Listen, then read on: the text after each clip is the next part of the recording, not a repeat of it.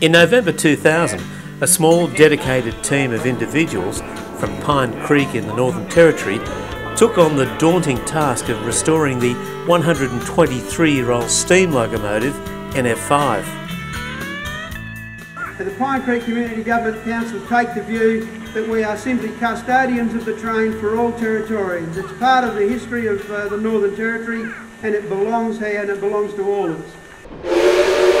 Built in Manchester in 1877 by Beyer and Peacock, NF5 began its working life helping to build the Great Australian Railway from Port Augusta in South Australia. In 1915, NF5 was shipped to Darwin via Sydney and began service on the North Australian Railways, working continuously until decommissioned in 1945. In retirement, NF5 was used in various ways, as a set in the 1982 film We of the Never Never, and later as an amusement, firstly at the Darwin Public School and then later at Fannie Bay Jail. NF5 arrived at Pine Creek in a derelict condition in 1994.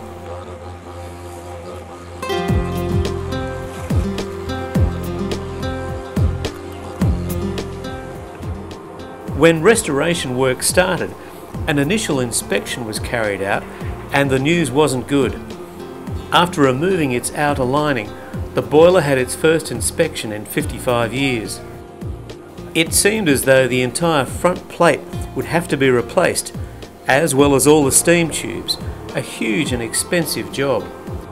It was time to call in the boiler experts with their borescope camera to get an accurate report. Have a look at this gadget on the end of it, Keithy. You're sticking inside of it. So you were looking right inside those tubes of the boiler then? Yep. Yeah. Move it round. Keep going. That's unreal. But what that's doing is inspecting the actual walls of the boiler and everything else. Yeah. You know, to right in and make sure she's not corroded away or anything. They're alright, because even the bottom rivets are there. On the inside. Just turn that way and we'll get a fold of the rivets. The other way? Yeah. No, a bit more? Yeah, like that. Now you should be able to see the rivets now. Yes, come through. Got the golden rivet? Because these ones are actually... Looks a bit like it, mate. Yeah. Yeah. The borescope examination showed that the boiler's condition was not as bad as previously thought. It did show, however, that most of the rivets at the bottom of the front plate would have to be replaced. So you go get a flash. As Gunter Bauer gets on with fabricating the new water tank for the tender, Earl Gano begins drilling out the old rivets that need to be replaced.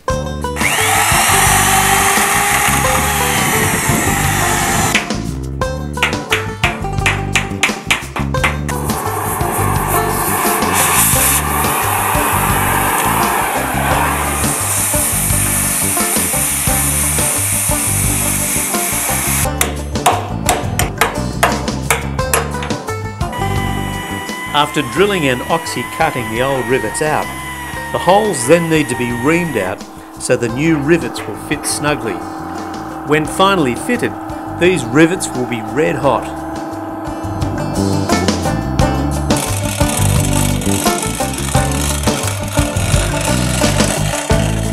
While the rest of the holes are being prepared, Earl and Danny Fisher get on with replacing the gasket on the steam regulator dome, and then make some final checks and adjustments.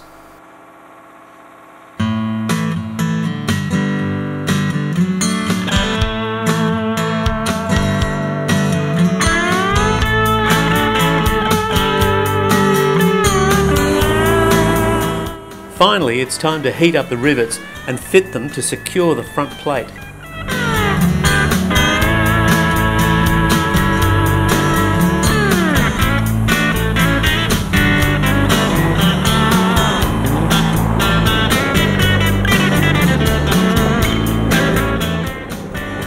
The cramped and hot conditions are not only uncomfortable, but dangerous as well.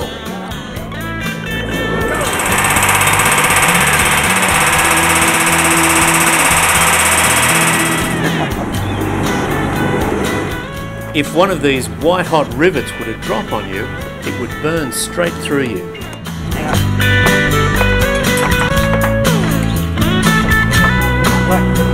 Right, on we go.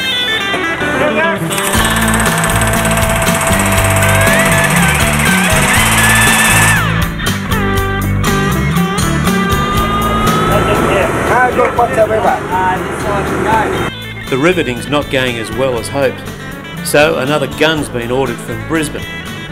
Anyway, there's plenty of other jobs to do in the meantime. With the new water tank finished, it needed to be fitted into the tender and then welded into its final position. This front end loader will do the job just fine.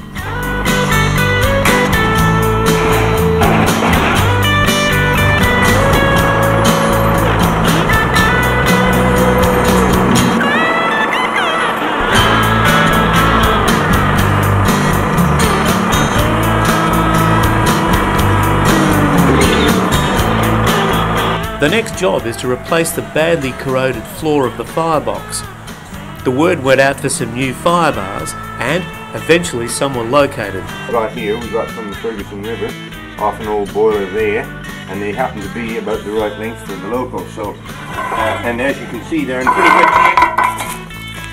shape. Now, just grab that and we'll slip them in.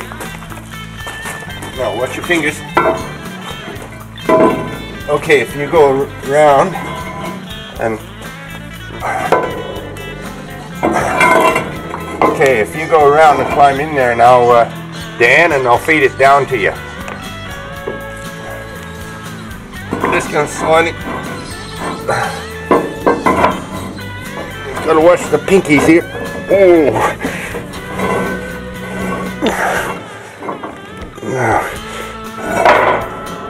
Now, if we can stand, now can you reach that end of them? That's it. Push him up. That's it. Got him? Okay, now we'll see. I'll just see if I can get this one down where it's got to be. Can you get him? That's it. That's it, he's in. Now just push him over, Dan. That's it. That's it. Good one. Okay. While Earl and Danny struggle with the remaining fire bars, Gunter continues with repairs to the boiler's outer surface.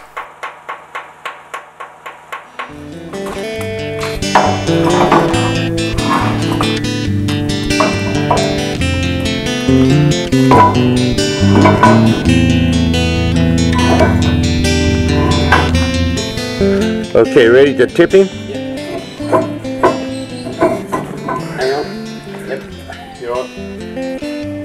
I think you've got to come back at this a little bit. Just got to come to me a bit. Yep.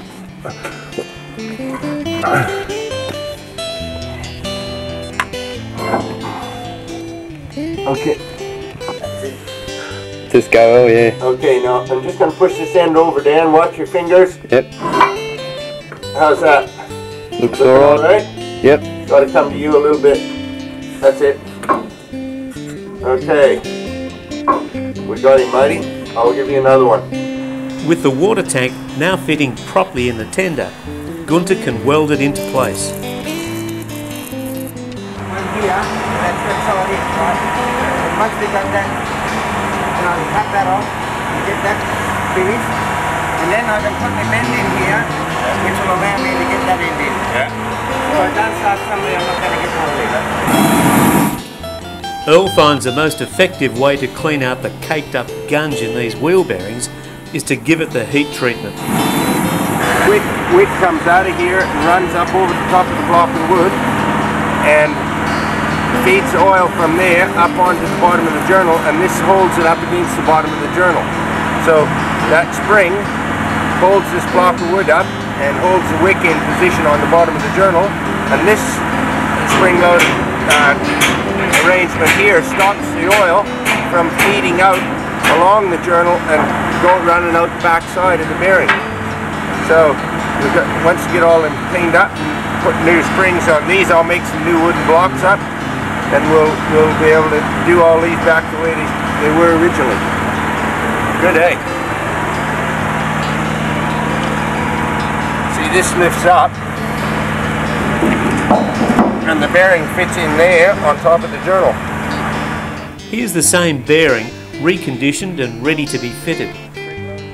There, it just holds that up against the journal and stops the oil from leaking past. And there's a sump here that reroutes the oil back into here. The smoke box has seen better days, so it's decided to replace it, and maybe not for the first time, as NF5 was rebuilt in 1902.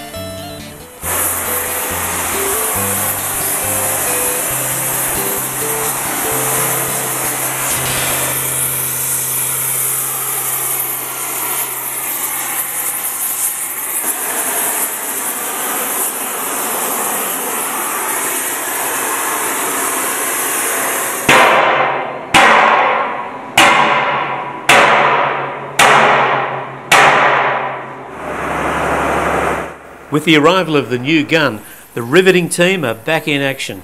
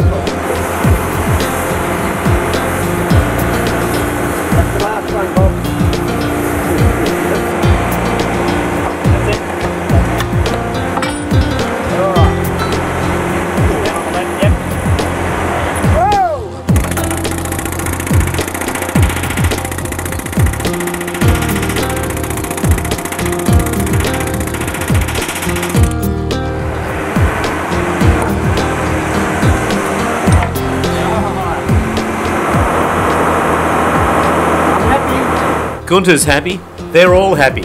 The riveting seems to be successful this time around. Come out, so the rivet's done as well. Yeah, no, I think we got it. I don't think I know. 21st of June 2001. Time to fire up the boiler and see if their efforts have been worthwhile.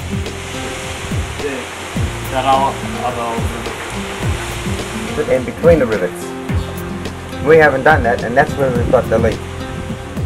Several minor leaks have been found during the pressure test, but Gunter is confident these can be repaired with some extra welding. We've put these valve covers, these big covers back on here, and inside are the valves, and these guides are holding this end of the valve in position so that it works back and forth across the slide, and we've got the valves all been serviced and put back in. We've bolted these covers back on. Now I'll come around here, and in the back in here we've got to put our gland packings in on these valve rods so that the steam doesn't escape along the side of the valve rod. So there's packings that go in there, and that's what we're going to make now. And this is a mold to pour our leads. The center of this is the same size as the valve shaft, and in here we're going to pour lead now, and the lead tapers pull in and act as gland packers.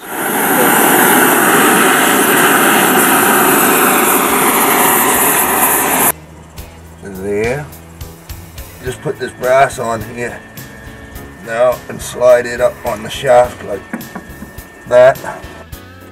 With the gland packing in place and the new lead tapers fitted, Earl carefully tightens up the collar.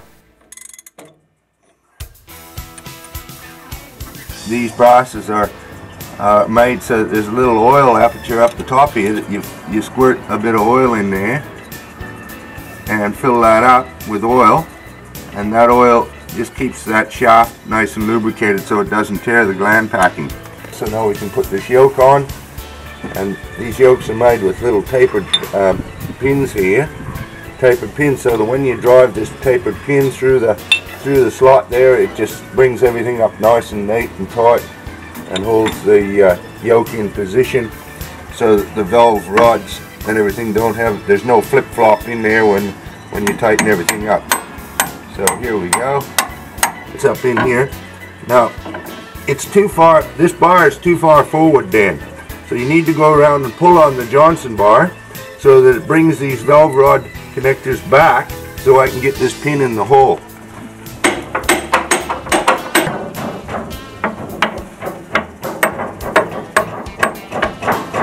That's it. Yeah, that's it.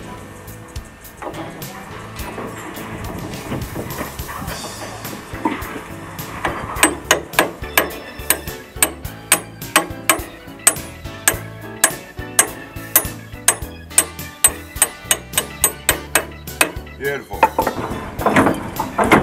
Keep German black on there, please. Have you filled the oil yet?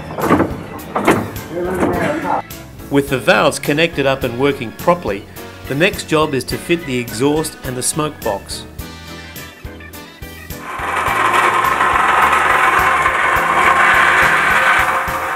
As usual, the original drawings are consulted to make sure the job's done properly.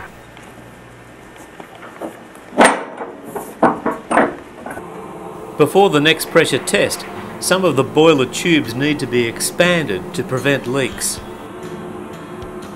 The next one doing a little bit of a hit, and this one over here had a bit of a leak, so I've given it a hit, but I don't want to overexpand them. They're only copper and they expand very easily apparently. So I've just done what the guy told me. Not a job for the claustrophobic. Earl reckons he went on a diet for 2 weeks to do this job.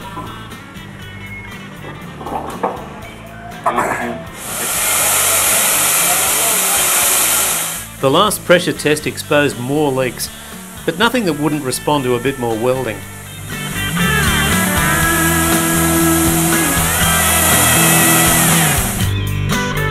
Here Danny and Gunter are fitting the brass top to the smokestack.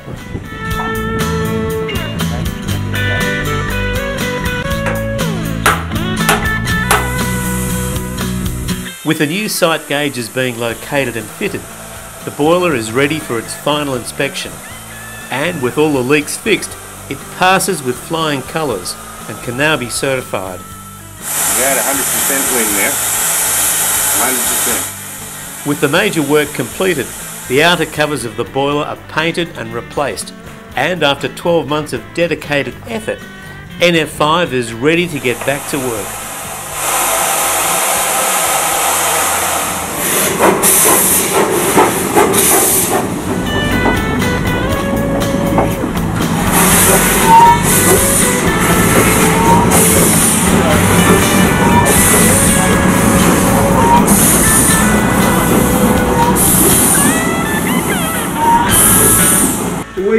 We believe we've done a great job in restoring it, and we'll take equally good care of the train for all of you.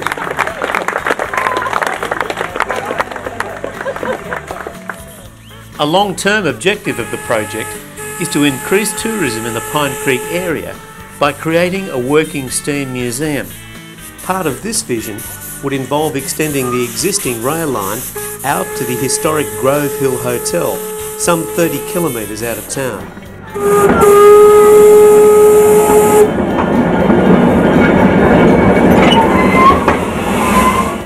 In the meantime, locals and tourists alike are fascinated by NF5 and its links to Northern Territory history.